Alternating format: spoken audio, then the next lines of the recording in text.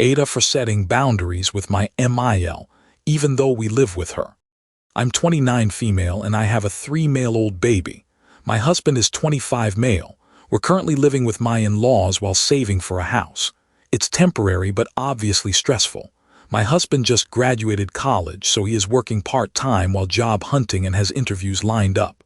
My MIL has been very involved since the baby was born. At first I was grateful. She cooked, did laundry, and held the baby so I could shower. But lately, her help/quote comes with constant passive-aggressive comments. If my son cries, she'll say, "Are you sure he's getting enough?"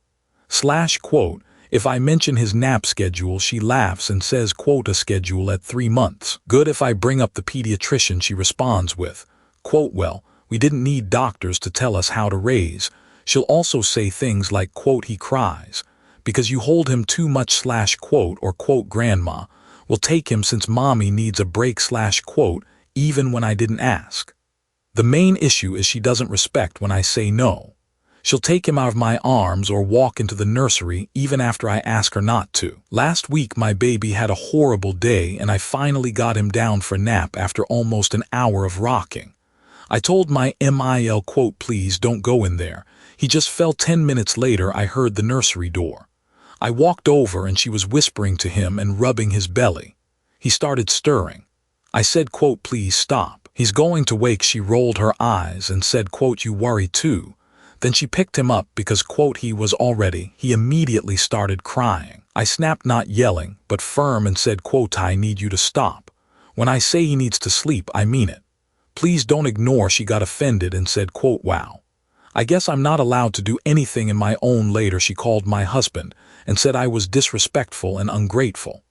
My husband actually defended me and told her that we appreciate living here, but I'm still the baby's mom, and she needs to respect boundaries. The next morning she posted in the family group chat, "It's hard being a grandma these days. You try to help and get treated like a." No one responded. My BIL texted me on the side and asked, "Are you okay? I'm sorry you're going through this." I know how she can. After a bit she texted again, "I just hope my grandson doesn't suffer because someone needs control over my husband." Responded, "Mom, stop. Nobody is keeping him from you. You need to respect our routine and stop undermining." MIL replied, "If it doesn't apply, don't take it now. The house is tense and awkward, and I feel like the family thinks I'm a controlling hormonal mom. I feel guilty because it's her house, but I also feel like basic boundaries shouldn't be controversial." AITA, Edit 1. I work full-time from home. I am able to take care of the baby that way. 2. We did live in an apartment before moving into the in-laws' house, but they convinced us it would be better financially to be there, which is true. 3. We didn't just up and move as soon as we found out I was pregnant. We moved in on 12/29/2025, and I gave birth in January. Found out I was pregnant May 2025. We haven't even been there for 4 months. NTA. But you need to move out ASAP. Forget about saving for a house right now. Her house or not, he is your baby. It is also completely ridiculous to intentionally go wake up a sleeping baby, especially after you tried so hard to get him down for a nap. NTA. And it actually sounds like everyone knows what your MIL is like. You do what you need to do. Physically block her if she tries to wake the baby again. I think the fact that no one responded to her texts, Bill messaged you on the side, and your husband is defending you all point to your mill being the issue and everyone knowing it. Hopefully, your financial situation changes soon so you guys can move out. Do what you can to try to maintain control over your baby and routines. I 100 regret moments I didn't stand up to people and defend boundaries when my kid was a newborn. I have 0 regrets about the times I did. The husband should lean into her passive-aggressive comments. Mother-in-law, "Wow. I guess I'm not allowed to do anything in my own son/husband." You absolutely correct. You're not allowed to do anything to my baby, even in your own house. Unless his mother ox. Mother-in-law, "I just hope my grandson doesn't suffer because someone needs control over son/husband." Exactly. I am glad you realize that you cannot control my baby. BC. You don't want to listen to his mother. It's so good that you recognize that he could suffer if you keep crossing mother-in-law quote if it doesn't apply. Don't take it son/husband quote you re so right. My wife telling you to leave the baby alone is not about you. It's about what's best for the baby. So good of you to not take that. NTA a cheap crappy apartment is still a quote house/quote. You don't need an entire single family home if you need a place to live. Even a studio is fine. You can find another place in the future. Well, there you have it. Drop your verdict in the comments. And hey, if you're enjoying this, hit subscribe. We post stories like this every week. Tell me I have no choice, and I will comply. This wasn't me but my dad. Back in the day, my dad was a helicopter pilot in the Army. On one deployment, they flew out to the National Training Center NTC in California.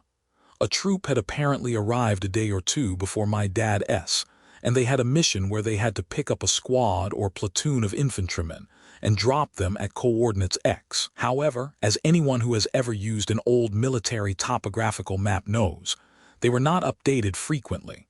So when they arrived at the prescribed coordinates, they found that the location marked on the map as an open clearing was overgrown with trees.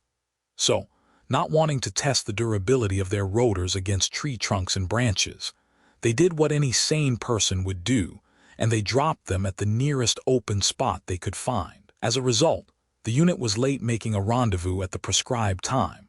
So when my dad got to the airfield, and after landing, his troop was taken to a meeting room where, for 45 minutes, they got their asses chewed about putting people where they are told to put them.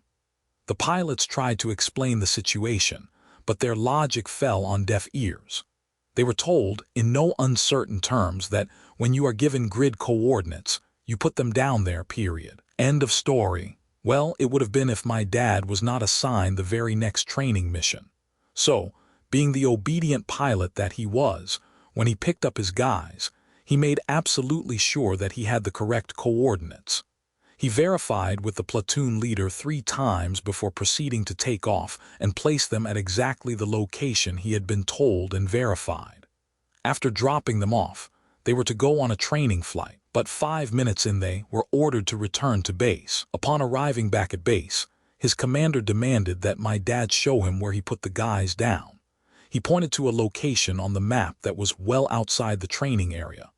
The commander asked why he put them there, so he reminded the major about the 45-minute ass chewing they had just gotten about having zero say in where to put them, and that he was simply following the orders exactly as given. Not much he could say after that.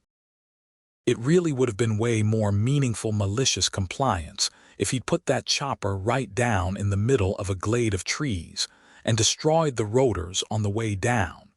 Probably would have risked his own life in doing that, though.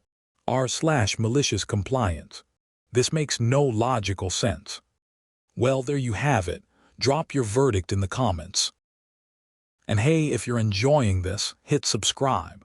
We post stories like this every week.